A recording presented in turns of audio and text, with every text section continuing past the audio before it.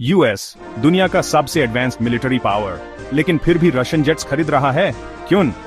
US इन jets को खरीदा है ट्रेनिंग और टेस्टिंग के लिए, ताकि अपने पायलट्स को एनिमी जेट्स के खिलाफ तैयार कर सके। कई बार यूएस इन जेट्स को रिवर्स इंजीनियर भी करता है, ताकि इनकी कमजोरी समझ के काउंटर मेजर्स बना सके। ये डील्स डायरेक्टली नहीं होती, थर्ड पार्टी कंट्रीज के थ्रू जेट्स लिए जाते हैं सीक्रेटली। एनिमी को हराने के लिए पहले उसे समझना पड़ता है। स्मार्ट मूव है ना? लाइक करो, शेयर करो और सब्सक्राइब जरूर करना।